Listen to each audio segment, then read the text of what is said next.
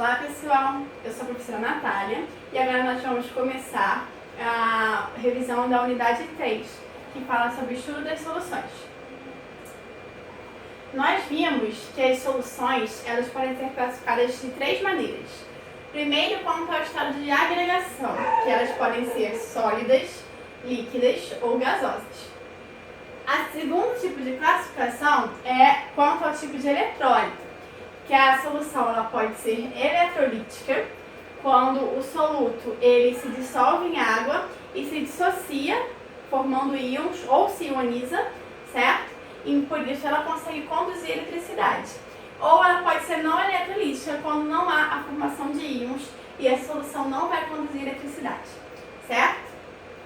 E o terceiro tipo de classificação é quanto à solubilidade, que ela pode ser classificada em insaturada, saturada com ou sem corpo de fundo ou supersaturada. Para esse tipo de classificação, nós precisamos lembrar o que é o coeficiente de solubilidade, que é a quantidade máxima que a gente pode dissolver em determinada quantidade de solvente a determinada temperatura, certo? Quando eu coloco uma quantidade menor do que o coeficiente de solubilidade, eu digo que a solução é insaturada. Quando eu coloco uma quantidade exatamente igual ao coeficiente de solubilidade, ou seja, uma quantidade exatamente igual ao que eu posso dissolver, eu digo que é uma solução saturada sem corpo de fundo. Quando eu coloco uma quantidade maior do que pode ser dissolvida, eu tenho então uma solução saturada com corpo de fundo, certo? E uma solução supersaturada é uma solução formada a partir de uma solução saturada com corpo de fundo. Aí eu vou aquecer essa solução até se solubilizar tudo completamente e deixar ela resfriar em repouso, certo? Quando ela voltar à temperatura normal, que seria a temperatura inicial da solução saturada com corpo de fundo, ela vai continuar solúvel, certo? Pode continuar completamente solúvel, mas é uma solução instável e qualquer perturbação pode fazer com que ela volte a ser uma solução saturada com corpo de fundo, ok? Então vamos resolver alguns exercícios, tá? Esse aqui está na página 338, é o exercício número 1. O gráfico ao lado mostra curvas de solubilidade para substâncias nas condições indicadas a pressão de 1 atm. A interpretação dos dados desse gráfico permite afirmar corretamente que: letra A. Compostos iônicos são insolúveis em água na temperatura de 0 graus Celsius. Todos esses compostos aqui são sais e são também compostos iônicos, certo? E a gente vê que a 0 graus Celsius, todos eles, o que tem menor solubilidade está em torno de 20. Então, mesmo a 0 graus Celsius, ele consegue ser solúvel em água. Então, todos eles têm uma solubilidade em água. Então, essa alternativa está falsa. Letra B. O cloreto de sódio é pouco solúvel em água à medida que a temperatura aumenta. Então, a gente pode ver que essa afirmativa é falsa, porque a temperatura vai aumentando, mas a solubilidade, apesar de aumentar muito pouco, ela também vai aumentando. Certo? Então ele não é pouco solúvel, certo? Letra C. Sais diferentes podem apresentar a mesma solubilidade em uma dada temperatura. A gente pode ver que aqui, mais ou menos na temperatura de 75 graus Celsius, a curva do nitrato de potássio e a do nitrato de sódio, elas estão um pouco se cruzando. Aqui, nesse ponto, a temperatura é a mesma e a solubilidade também é a mesma. Então, a letra C é a alternativa correta. Mas vamos analisar as outras. Letra D. A solubilidade de um sal depende principalmente da espécie catiônica presente no composto. E a gente vê que não, porque aqui a gente tem o mesmo cátion nesses dois tipos de sais, e a gente vê que não tem nada a ver a solubilidade de um com o outro. Então, a solubilidade não está relacionada ao cátion. E na letra E, a solubilidade do cloreto de sódio é menor do que a dos outros sais para qualquer temperatura.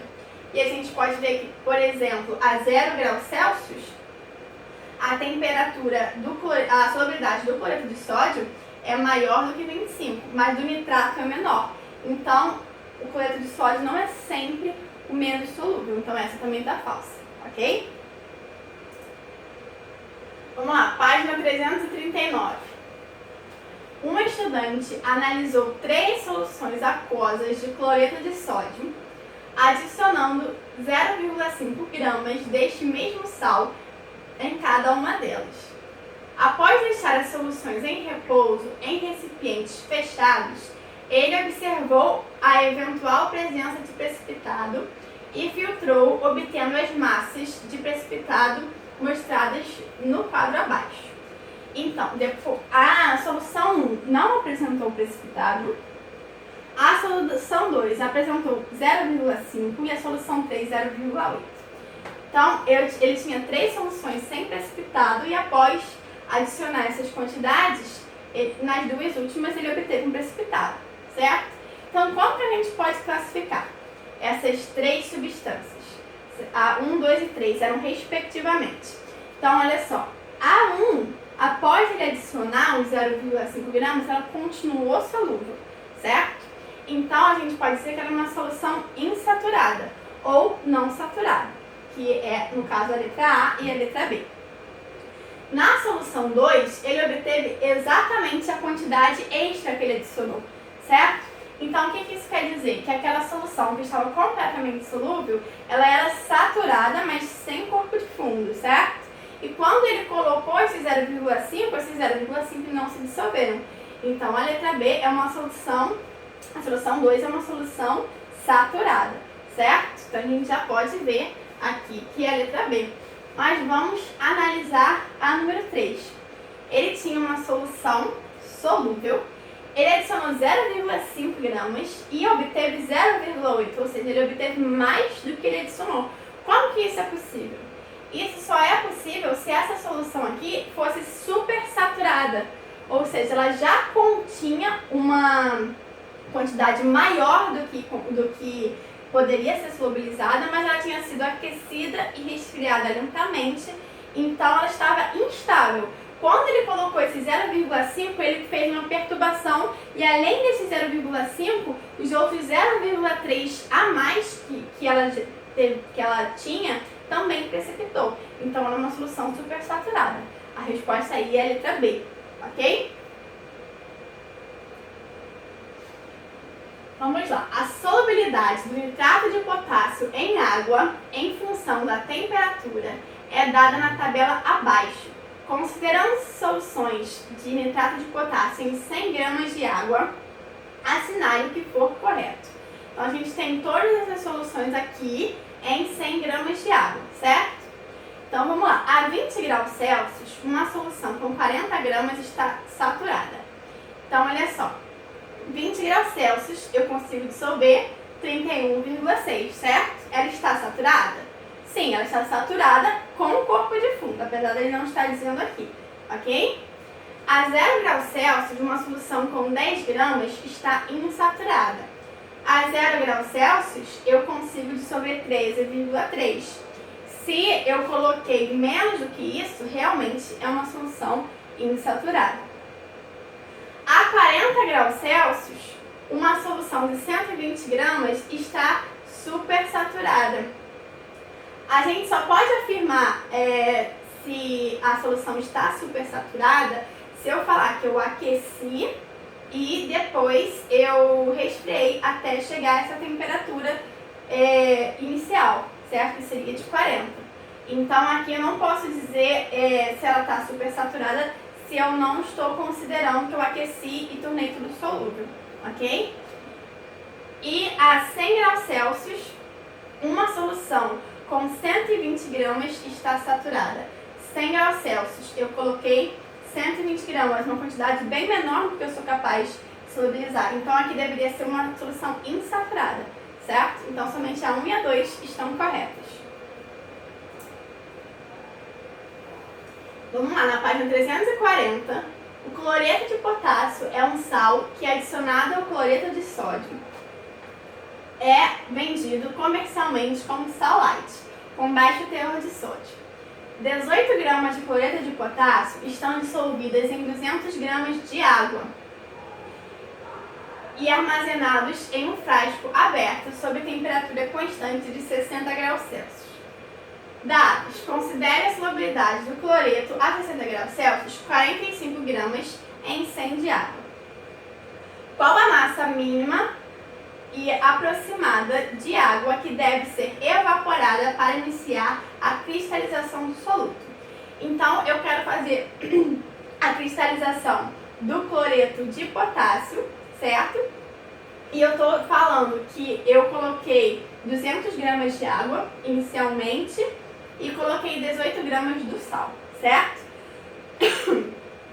Eu sei que 45, de acordo com o meu coeficiente de solubilidade, que 45 gramas de sal é a quantidade que eu consigo dissolver em 100 gramas de água, certo?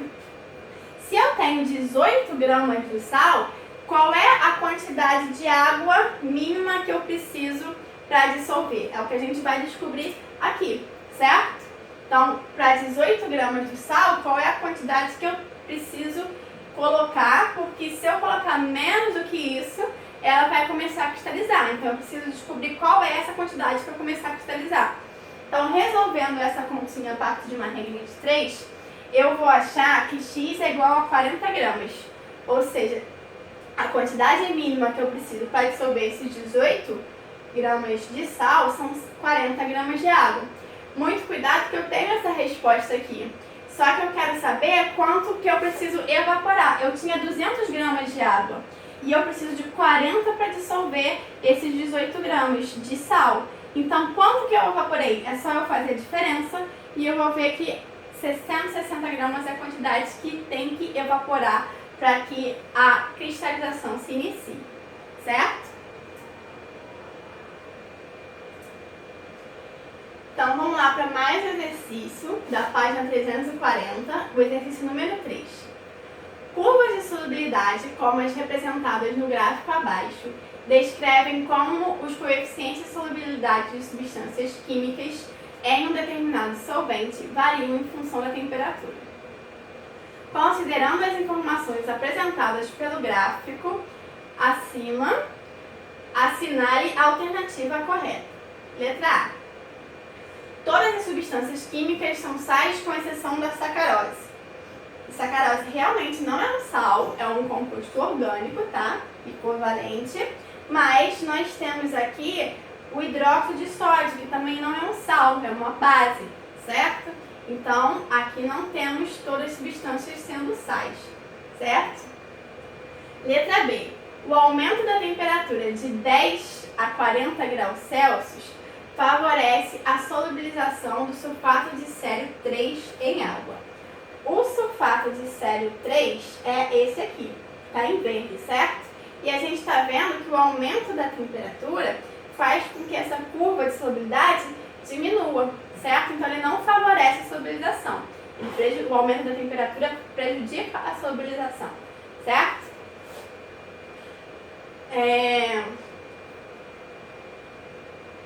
Letra C. A massa de nitrato de amônio, que permanece em solução quando a temperatura de água é reduzida, a temperatura da água é reduzida de 80 para 40, é aproximadamente 100 gramas. Então vamos lá.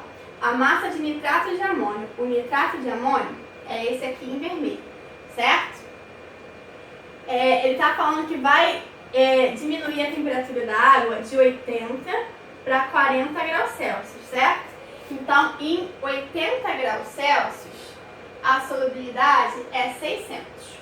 Em 40 graus Celsius, a solubilidade é 300. Então, qual é a diferença aqui? São 300, certo? Não 100 gramas, que é a diferença de solubilidade, ok?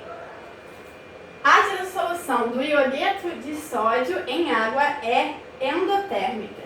Então, olha só, o iodeto de sódio é essa curva aqui em roxo, certo? A gente vê que à medida que a temperatura aumenta, a solubilidade aumenta. Endotérmico significa que necessita absorver calor. Então, todas as curvas que estão aumentando a solubilidade à medida que aumenta a temperatura, quer dizer que são processos endotérmicos, certo? E as curvas que de acordo com o aumento da temperatura, diminui a solubilidade, são exotérmicas, quer dizer que elas liberam calor, que o processo endotérmico não é favorável para solubilidade, certo? Então, aqui o iodeto de sódio realmente é um processo endotérmico. O único que a gente tem que é exotérmico aqui é o que está em verde, que é o sulfato de sésio, certo? E a gente já viu que a letra D é certa, mas vamos analisar a letra E. A 0 graus Celsius, todas as substâncias químicas são insolúveis em água. E a gente vê que a 0 graus Celsius, por exemplo, o nitrato de amônio é 100, certo? O iodeto de sódio é aproximadamente 150. Então tem várias solubilidades maiores do que 0, certo? A 0 graus Celsius, certo? A solubilidade pode ser grande mesmo em 0 graus Celsius. Então essa afirmativa está errada. Número 6. Um laboratorista precisa preparar 1,1 kg de solução. Reparem que aí ele está dando a massa da solução, ou seja, a massa de soluto mais solvente. 1,5 kg de solução aquosa saturada de um sal de dissolução exotérmica. Ou seja, um sal de dissolução exotérmica quer dizer que à medida que a temperatura aumenta, a solubilidade diminui, certo? O único que a gente tem com esse caso aqui é o que está em verde, é o sal X, certo? Utilizando como soluto um dos 3 sais disponíveis, X, Y ou Z. A temperatura final da solução deverá ser igual a 20 graus Celsius. Observe as curvas de solubilidade dos sais em gramas, de soluto por 100 gramas de água. Ele quer saber a massa de soluto necessária em gramas para a preparação da solução equivalente. Então, vamos olhar. O único sal exotérmico que a gente tem é o sal X, certo? Ele vai preparar uma solução a 20 graus Celsius. A 20 graus Celsius, eu posso solubilizar 10 gramas do soluto em 100 gramas de água, certo? Que ele estava colocando aqui.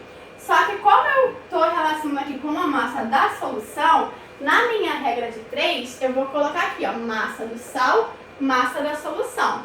A gente sabe que a solubilidade do sal a 20 graus Celsius é 10 em 100 gramas de água. Então, a minha massa de solução são 10 gramas de sal mais 100 gramas de água. Então, a gente vai colocar aqui 110, certo? Eu quero obter 1,1 kg de solução, que eu vou passar para gramas multiplicando por 1000. Certo? Então, quanto do sal que eu vou precisar para fazer essa solução?